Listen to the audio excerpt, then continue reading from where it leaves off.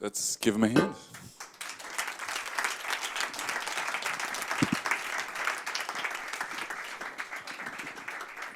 So we are missing Sheldon. He's stuck in traffic, so he's going to slip in when he gets here. But we're going to get started anyways. Would you like to introduce yourself, sir? I'm Brett Bonowicz. I wrote and directed the movie.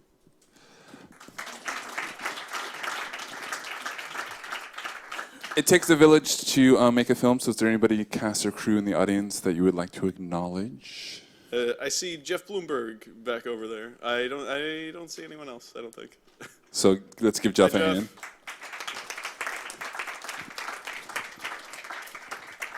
So any of those new watching or in the audience, we do the independent feature films as a way for filmmakers to share their story of the film, to inspire actors and everybody else in the room to maybe create their own work.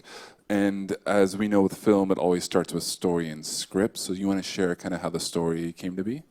Yeah, it was kind of a strange road, I guess, in that I had started writing something in one location between two characters, just kind of debating. And a remnant of that kind of still remains in the film as it is, because you have Whit and Keston there. But as I was writing, I didn't know what the topic was going to be. I just started writing kind of a gray argument. And so I eventually had to figure out what that argument was going to be. Once I got into the field of consumer genetics, that world became so interesting that the movie became bigger and bigger. And I kind of changed how the story would unfold, and the different storylines kind of came out from that.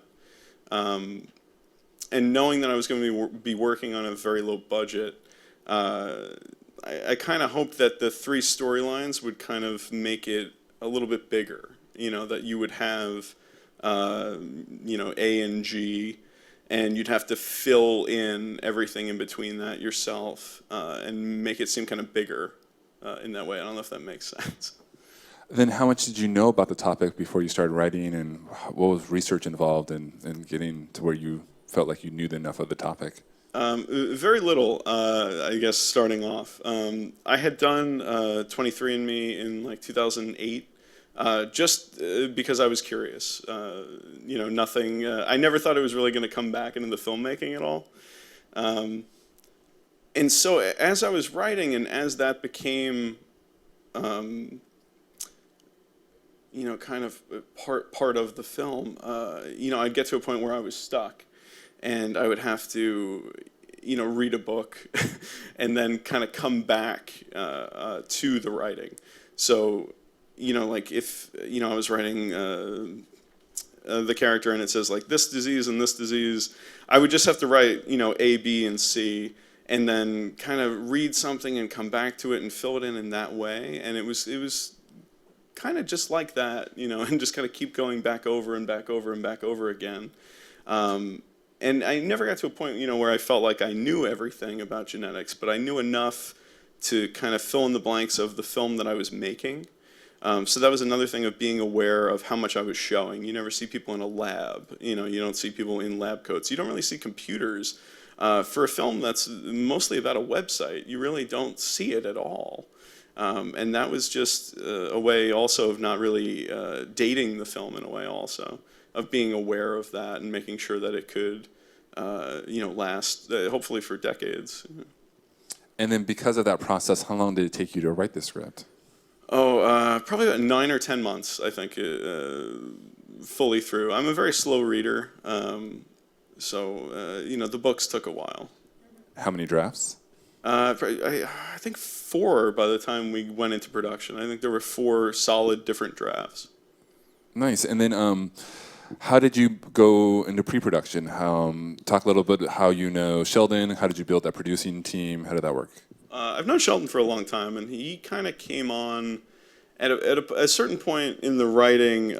I had one character that didn't really have a name, and he existed kind of just in just exposition. He was just in the documentary, and he had some lines.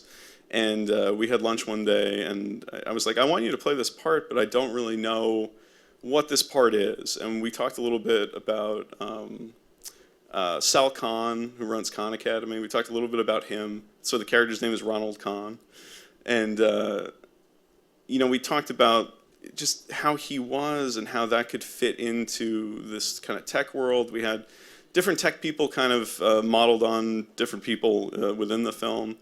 So Sheldon and I kind of built out that character throughout that meeting, and we would insert his character into different scenes and try to make that character breathe in a way that it didn't. I think I was probably in the second draft at that point. And then when did he decide to become a producer? When did you get your other producers involved? How did that work out? Well, Whit became one of the producers very early on because I had Whit, who plays Jesse in the film. I had written about 4 or 5 pages, and I knew that I was writing it for him. I had met him a few years before that, and I just thought he'd be so good in this role, and I needed that motivation to kind of keep writing. And so I called him and we met, and I was like, "Is this interesting?" And he was very into it. So it gave me that motivation to know that every 6 to 8 weeks we would meet up for lunch and kind of talk about how the script was going. And at a certain point, he kind of came on as a producing partner and kind of helped out with some of the casting process as well. And he was just a really good person to have around and really supportive to kind of listen as I'm going through. Like I'm reading this book about genetics this month. I'm thinking about doing this, this, and this. How does that sound for the character? And just different directions I wanted to go. I could kind of play that off of him as I was writing, and that was really nice to have that from the beginning.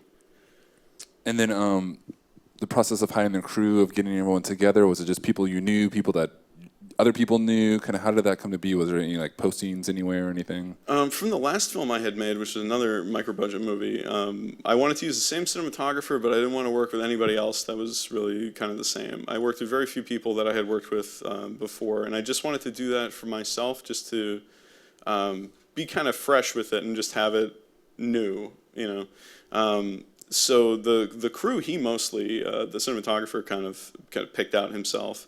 And my AD was a friend that I knew in film school that I knew he would kind of be supportive of the way that I work, which is, for the most part, without a lot of planning. And I like to kind of see, I like to show up to set with not too much of a plan. I like to see what the cinematographer's thinking. I like to see what the actors are doing.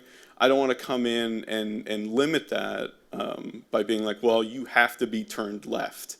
I feel like it is far more organic to come in without a plan, but that can drive an assistant director insane. You got to make the day, you got to do this, So I wanted to bring in somebody that would go along with the way that I wanted to do it. So that's kind of how the crew kind of came about. Nice. Let's talk about a little bit of the casting. Did you guys, obviously you sound like you wrote for a couple actors that you knew. How many did you write for people you knew, and how many? And let's give a hand for Sheldon. He made it. He survived the 101. Yes. Yes. So we're talking. We got into casting. So we're talking a little bit about actors that you wrote for, ones that you knew. How did the ones that you have auditions for? Kind of talk about that process a little bit. Do you want to? Well, I guess I can talk about the writing one. Yeah. I wrote for a few actors as I was writing, just because I had known them, and then some, I just wrote and had no idea, and we did casting for probably 10, 15 roles maybe in the film. And yeah, we met a lot of great people that way. It was a lot of fun. The thing is, it's exhausting to go through it. And it's an odd thing also, like that. When you're doing the casting, you really see that it does depend on, did I eat McDonald's today or not? Did I get grease on this headshot and I had to throw it away or something? That it can be as simple as that really, the first draft of going through headshots is just like, does this work for the film? Does this work for the film? And then you pull in, 150 people. Half of them don't look like their headshots, and then you're like, oh, and then, half of them can't speak.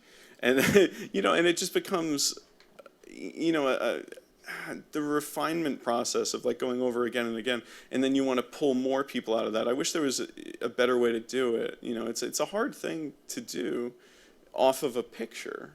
It's really hard. I want to do it off of I don't know, a short video or something that's not even a reel, but just like a short video, like where you could just talk to me directly for like 30 seconds and just so I could get a feel of like your voice and who you are, and that's it. Like I don't want to see you playing a character, I don't want to see you doing anything. Something very direct. I feel like that I'd be more interested in seeing something like that. Some people are doing casting like that now. Are they? Oh, okay. Well, I'm unaware. I think that'd be awesome.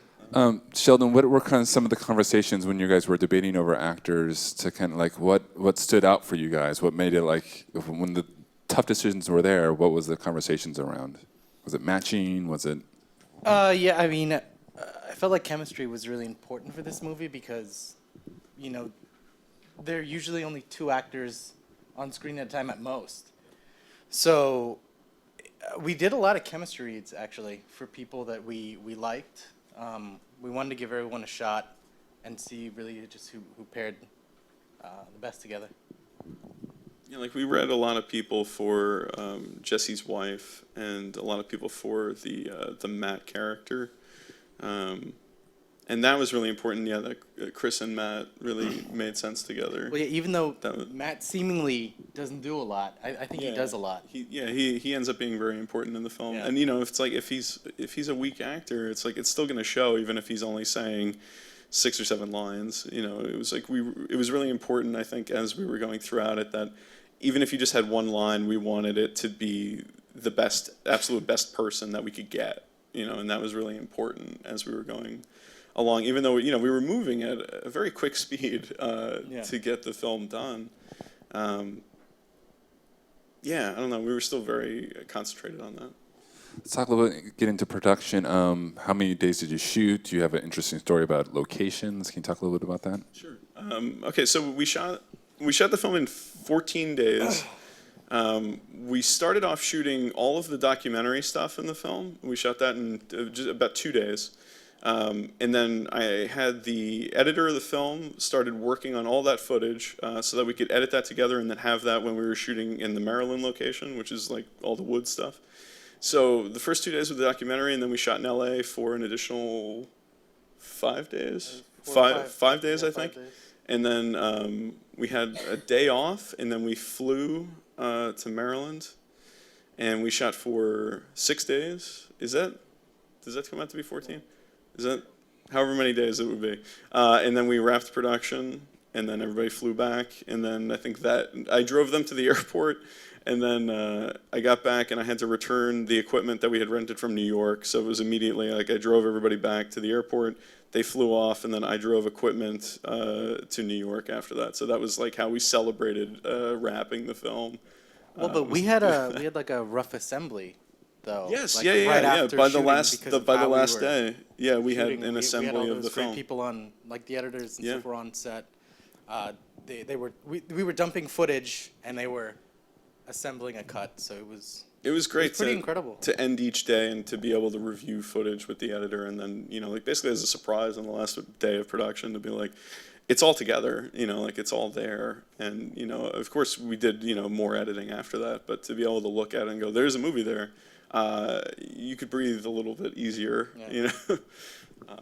Talk a little bit about the importance of having an editor on set from day one. How did that help? I couldn't imagine doing it another way now. I mean, I feel like, once we got to the Maryland location, we were basically just in that one area. So if we, noticed that we were missing a beat or a different shot or something, we could go back and we reshoot it. We had that time. Well, schedule-wise, we needed that because we needed that footage for, the stuff in Maryland. Yeah. Documentary stuff. Yeah, the documentary stuff. Otherwise, we would just have to add more days to the shoot. And another thing was that, if we didn't have that footage edited, we'd just have to blue screen it later, and I'd have to tell an actor, I need you to just look at the screen, and this is what's on the screen, just now emote, And I just think that that's the worst thing you could ask of somebody. Yeah. Maybe not the worst, but it's a different. I come from like more of like a documentary almost background, like just kind of very kind of realist. So to have to fake that in that way was just something that wasn't desirable to me. So to be able to actually play it back live for the actor was just really, really, really important. And yeah, we wouldn't have been able to do it without having our editor on set. Can you give us a glimpse behind the scenes? Obviously, the audience saw a final product, but what was some of the behind the scenes craziness that ensued to get some of those shots? Was there any, rain stop for 5 minutes? Any stories of like, okay, we had to solve this problem? I guess there's a couple of things. One is the shot of Whit on the bicycle looks really simple. I think it looks very kind of easy, and we're hanging out of like a van, like early morning. Marco did some things that I don't know that another person would have done to get certain shots. But yeah, he's basically just like hanging out of a van with like the door kind of wedged open in a way that wasn't great. And I mean, we were able to get it. I don't, nothing bad happened. So that's he good. seemed confident in himself. Yeah, which led me to be confident. If he thought he could do it, I was like, let's do it. That's fine. It was very early morning and no one was on the road. But I think in the final product it looks very simple, but it wasn't. I guess another one is the shot of Whit in the car where you kind of see that it looks like nobody's driving. I think if you had, it's meant to be a driverless car because it's the future. I think if we had more money, the simple way to do it is you tow the car or something. I've never worked with a budget that high. So what we did was we wedged the camera, and Marco, the DP, is a very small guy, and he's driving the car just wedged into the side of the car. And you can't see him, and it looks pretty seamless, and that's the way that we did that. Yeah. Talk a little bit. We were having this conversation in the green room, the life after the film, and how much that planning and pre-production affects what's going to happen once the film is done and you get into festivals and whatnot. Yeah. Well, I guess more recently we've started screening at universities, and that's something we didn't plan in the beginning, but one of the things you really have to plan ahead with now is who is your audience, and figure out as you're making the movie, who's going to watch this, and if the answer is nobody, if you wouldn't watch the thing you're making, stop making it, you have to be able to get out there and feel passionate about what you've made, even though it's been a year since you've shot it. I think if you don't care about it, you shouldn't bother with it. But so the university thing came about in a very strange way, of just getting Facebook messages from people being like, hey, can we set up, a screening for our bioethics class or, for our graduate class or something. And I think I just kind of misunderstood somebody at Stanford, and, they wanted to show the film. And I was like, do you want me to come to the screening? I don't understand. And she responded and was like, yeah, that'd be great. Let's do that. We'll set up, a whole panel, and you can be on the panel, and we'll screen it that way. And now we're kind of doing that at a bunch of other universities, and it's a nice different way, not like a film festival, just a whole different environment to kind of be in. And if you can plan for that kind of from the beginning, to kind of figure out if we have these screenings here, we do this here, it's a different way to sell your movie. And I think, making a movie today is so different from making a movie, 10 years ago even. You have to figure out those niches early, and we didn't even figure it out that early. Yeah. And we've kind of stumbled into some of them, and that's fun too, just to be able to kind of, find different new audiences, in that way. I always like to wrap up on advice for the actors in the room who may be producing their first feature film or directing their first feature film. Now that you've been down the road, what advice would you give them? Start with Sheldon. Cast your movie well. Make sure you have enough money.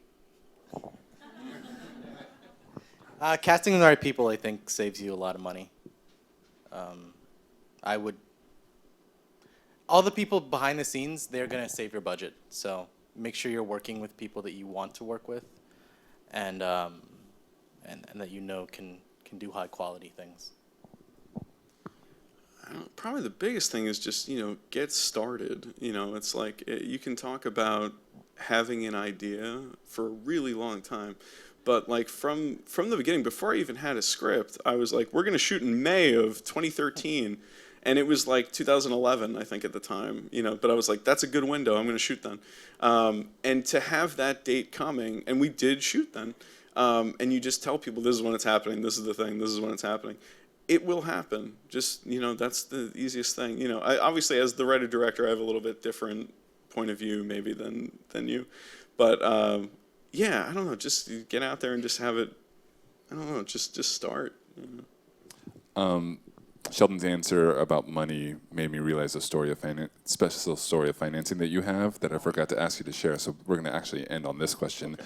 What was how the financing came to be on this movie? Can you share that story? Sure.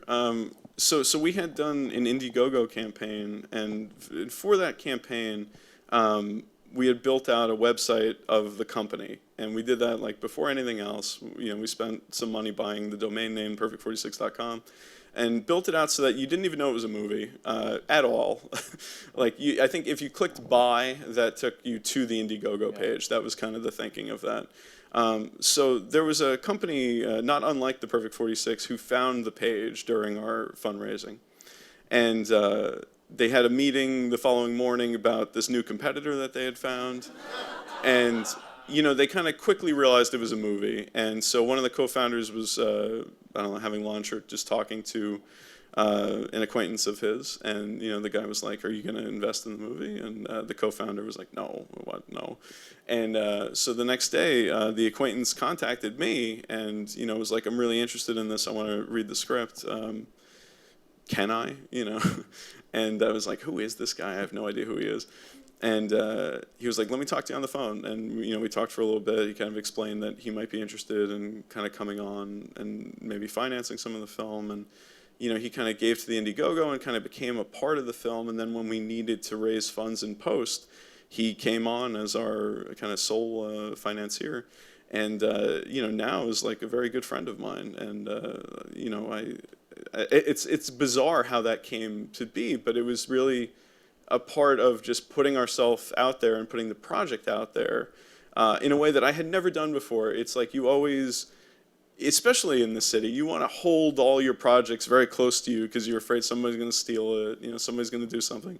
But by being really out there this time, like we found, unconventional funding in just the greatest possible way. And we couldn't have done it if we were just holding it all very close and being like, we're going to premiere here, and that's when you'll know the first thing about our project. It was a lot of fun. It was great, and I couldn't imagine doing it another way now. I always want to be that kind of open about, what we're doing and everything. It's great. I think that's a great place to end. Let's give him a hand. Yeah. Thank you.